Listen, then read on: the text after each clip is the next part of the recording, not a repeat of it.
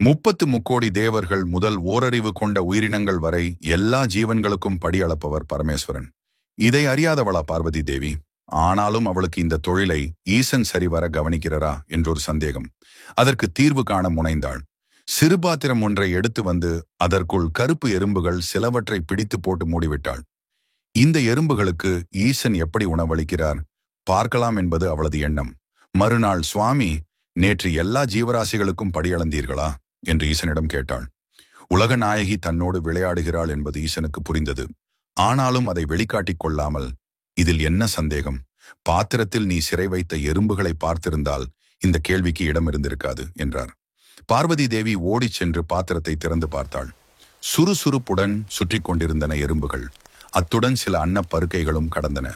வீணாக சுவாமியை சந்தேகப்பட்டு விட்டோமே என வருந்தினாள் தேவி. மகேஸ்வரி, உனது ஐயம் விலகியதா?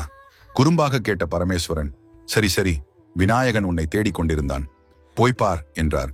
விநாயகரை சந்தித்த பார்வதி அதிர்ந்து போனாள். ஒட்டிய வயிறும் வாடிய முகத்துடனும் இருந்தார் கணபதி. ஏனம்மா அப்படி பார்க்கிறீர்கள்? எல்லாவற்றுக்கும் தாங்கள்தான் காரணம் என்றார் விநாயகர். என்ன சொல்கிறாய் நீ?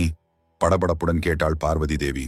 அன்னையே, அகிலம் ஆளும் நாயகனின் நித்திய தர்ம பரிபாலனத்தில் சந்தேகம் கொண்டது தாங்கள் செய்த முதல் தவறு.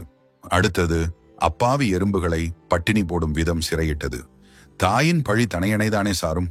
எனவே எறும்புகளின் பசியை நான் ஏற்றுக்கொண்டு தாங்கள் எனக்கு அளித்த அன்னத்தை எறும்புகளுக்கு இட்டேன். பட்டினி கிடந்ததால் எனது வயது சிறுத்து போனது விளக்கி முடித்தார் விநாயகர். பார்வதி தேவி கண்கலங்கினாள். விநாயகரை அழைத்துக் கொண்டு சிவனாரிடம் சென்றவள், சுவாமி, என்னை மன்னியுங்கள், நான் செய்த தவறுக்கு நம் மகனை வதைக்க வேண்டாம் என்று வேண்டினாள். வருந்தாதே தேவி, பக்தர்கள் என்பால் வைக்கும் நம்பிக்கை சற்றும் குறைவில்லாததாக இருக்க வேண்டும். அந்த நம்பிக்கைக்கு இணையான பூஜையோ வழிபாடோ கிடையாது. இதை உலக மக்களுக்கு உணர்த்த நடந்த திருவிளையாடலே இது. நீ உன் பிள்ளைக்கு அன்னம் அளித்தாய், அவன் அதை எறும்புகளுக்கு வழங்கினான். விநாயகரின் பெருமையை போற்றும் வகையில் அவை இனி பிள்ளையார் எறும்புகள் என்று அழைக்கப்படட்டும் என்று அருளினார். பிறகு பார்வதி தேவியிடம், எறும்பு உண்டது போக மீதமுள்ள அன்னப்பருக்கைகளை விநாயகனுக்கு கொடு என்றார். அப்படியே செய்தாள் பார்வதி. அந்த பருக்கைகளை உண்ட விநாயகரின் வயிறு பழைய நிலைக்கு திரும்பியது. அவரது பசியும் தீர்ந்தது.